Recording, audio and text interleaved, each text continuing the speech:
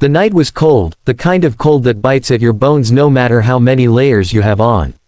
For Michael, there weren't any layers, just a worn-out jacket that had long since lost its warmth.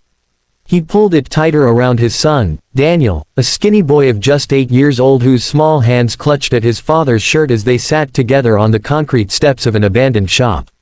Michael was a homeless single dad, a man who had once had a job, a home, a wife, and dreams.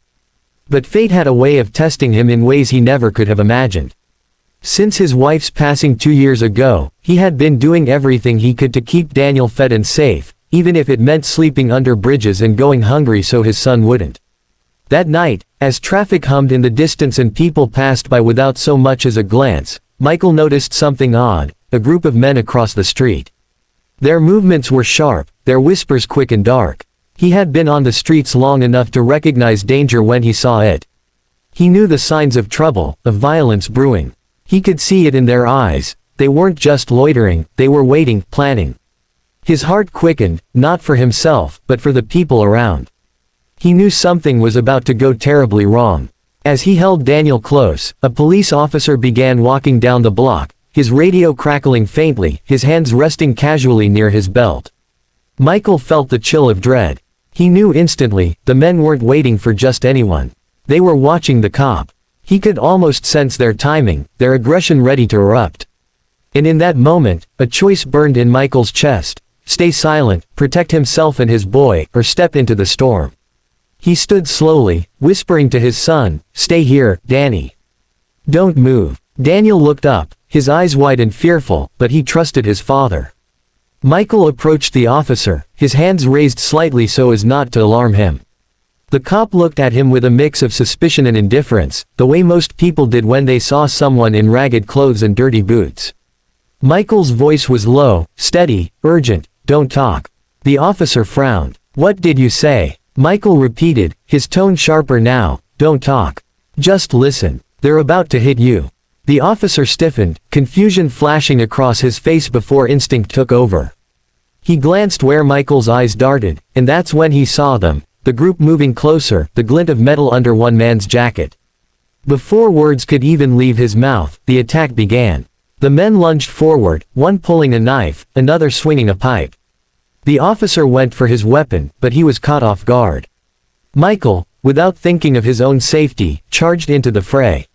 The fight was chaotic. Metal clashed against concrete, fists against bone.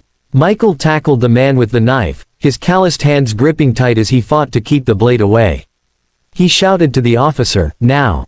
Take him!" The officer, jolted into action, wrestled with another attacker, his training kicking in, but it was Michael's raw desperation and strength that tipped the balance. Daniel watched from the steps, trembling, as his father fought like a man possessed. Not for glory, not for thanks, but because it was the right thing to do. The struggle ended with sirens blaring in the distance, backup arriving just in time. The attackers were pinned down, cuffed, and dragged away, cursing. The officer, bruised and breathless, looked at Michael with a mix of shock and gratitude. You saved my life," he said. Michael shook his head, wincing from the cuts and bruises now burning across his arms. "No," he muttered, glancing back at his son. "I just couldn't let my boy watch someone die when I could stop it." For the first time in years, someone saw Michael for more than just a homeless man. The officer walked over to Daniel, knelt down, and put a reassuring hand on his shoulder. Then he turned back to Michael. "You don't belong on the streets. Let me help." And help, he did. That night turned into a turning point. The officer used his connections, his voice, and his heart to make sure Michael and Daniel got into a shelter. From there, opportunities opened: a job at a local security firm, counseling support, a chance for Daniel to go to school without worrying about where he would sleep that night. It wasn't easy, and it didn't happen overnight, but slowly, father and son climbed out of the shadows of despair. Months later, Michael stood at the edge of a small crowd gathered in the community center. The officer was there too, speaking about courage, about how a man with nothing had risked everything to save a stranger. Michael's eyes welled up as he held Daniel's hand. He didn't think of himself as a hero, just a father doing what he had to do. But in that moment, as people clapped, he realized something: he wasn't invisible anymore. Life had broken him, but it had not destroyed him.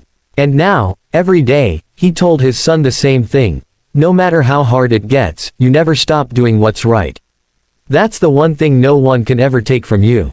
So if you've been watching this story, I want you to take one thing away. Strength doesn't come from what you own, or how the world sees you. It comes from love, from courage, from the choice to stand up even when it's hard. Michael had nothing, but in the moment it mattered most, he gave everything. And that's why his story deserves to be remembered.